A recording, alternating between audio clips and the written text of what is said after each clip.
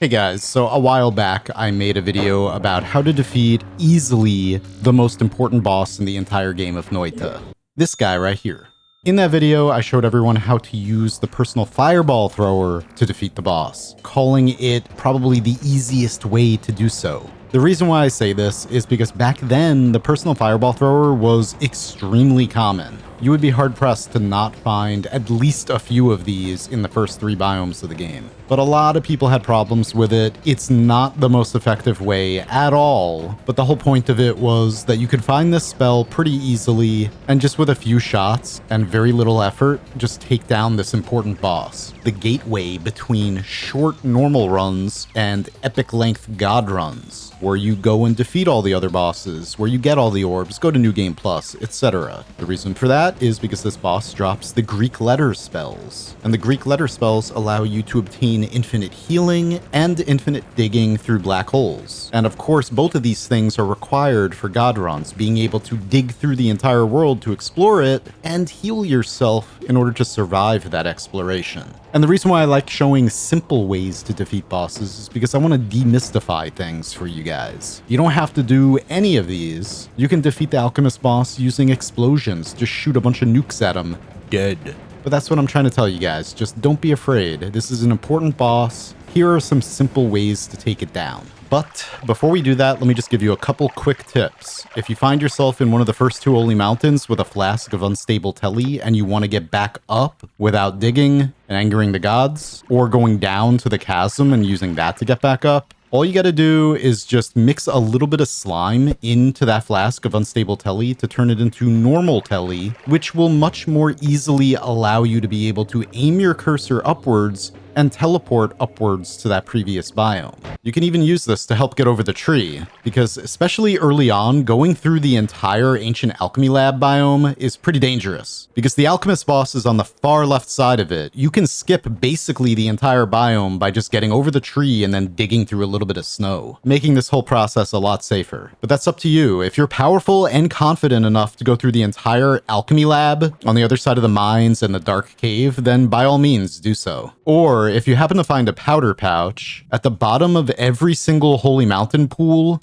you'll find mud. I mean, obviously, you can also just make mud by pouring water on the surface. Either way you do it, if you have a little bit of mud, you can use that to stick to the side of the tree and then reach the top that way. Obviously, another really helpful thing to find would be ambrosia. So if you see a flask of this in the mines or the coal pits or anywhere early on, make sure you grab it. When you're going up against any of the bosses, unless you're just incredibly overpowered, ambrosia can always help. And then there's tablet surfing, which is a more advanced method, of course, but by carefully dropping that tablet at your feet, aiming upwards and kicking, and then picking up that tablet and repeating, you could continuously replenish your levitation energy and levitate as high as you want. Of course, this does take a lot of practice, etc., etc. There are other ways above the tree as well, not to mention digging right through it with black holes or luminous drills, or even plasma cutter. Anyway, I just wanted to give a few quick tips on how to potentially get here early if you want to.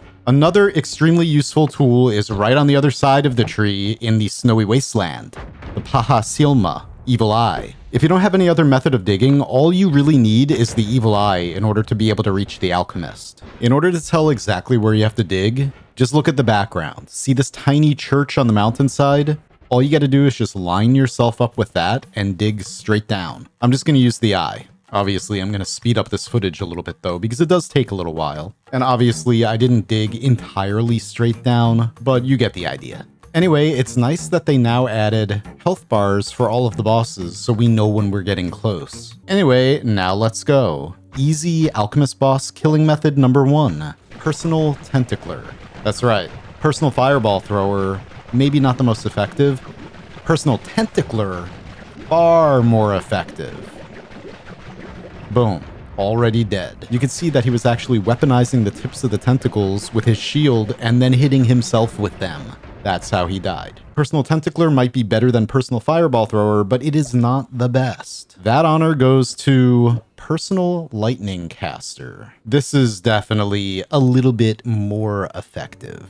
Just gonna very carefully drop down into the arena and then boop, And if you don't have any strong digging, as long as you have a teleport bolt, you can always make it down here to this little safe spot. And he's already dead, just like that. That was actually slow. Personal Lightning Caster can kill him much faster than that. But if you don't have a teleport bolt, trust me, you don't need one. It helps a lot. Just shoot him and then carefully levitate up at an angle like that. And then, very quickly, he'll be dead. So Personal Lightning Caster on any projectile is the method that I would recommend, that I think is the easiest. Of course, it's a spell that's not the most common, but if you find it, you know that as soon as you see that spell, you can go and kill the Alchemist very easily. Personal Lightning Caster, amazing. But how about flies? Summon Fly Swarm. This one is a little bit more tricky to use, but I just want to demonstrate several ways to defeat this boss. Anyway, as you can see, as soon as I cast them and they touch him, he claims ownership of them,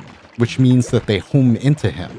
However, he also weaponizes them, meaning he damages himself with his own homing flies. And the really cool thing about this is because he's taking such constant damage, he's never going to drop his shield to attack. So as long as you keep your distance and you don't touch any of those flies, you're completely safe. But I mean, they do make very quick work of him, so it's not going to be long. All right, Personal Tentacler, pretty good. Personal Lightning Caster, amazing. Summon Fly Swarm, a little bit dangerous and kind of memey, but I just wanted to show it to you anyway. Now, the truth of the matter is, explosion damage is the way to go against this boss most of the time. And probably my favorite explosive spell in this entire game is actually Unstable Crystals, because I just love the fact that it's a mine, basically. You can lay traps for enemies around the world, and it counts as trick kills. Anyway, homing Unstable Crystals does wonders against this boss. Each one of these does 200 damage, so you only have to hit the boss 5 times. Easy.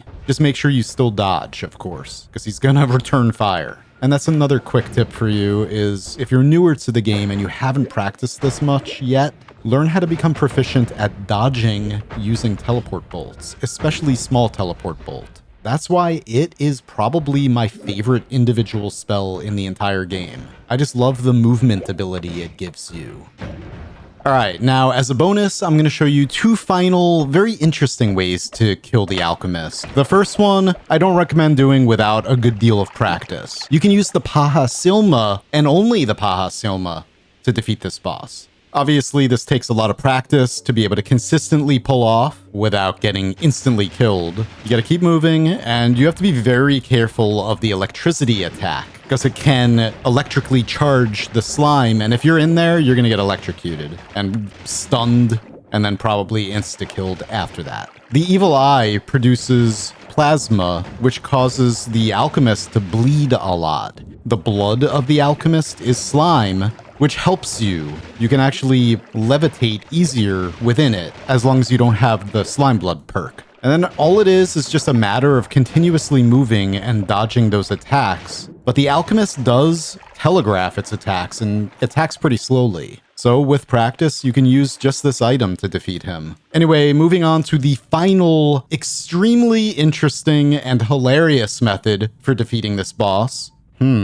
I bet you've seen these guys before while working your way through the alchemy lab. The statues that look like that will wake up when you get close to them. Only the ones that are in that position, though. And this enemy just so happens to be completely immune to all of the Grand Alchemist's attacks. Meaning you can literally just bring one of these statue enemies to the Alchemist while you hide close by and watch as the statue literally kicks the ass of the Grand Alchemist to death. But yeah, the Alchemist can literally do nothing to defend itself here. But do please keep in mind that every time the Alchemist attacks, it summons first an orb that then summons another projectile, like the meteor or the lightning bolt or the concentrated light. Each one of those projectiles is still going to aim at you. So even though the statue is fighting the boss is going to be aiming all of its attacks at you. So please just get away, let the statue just kick the shit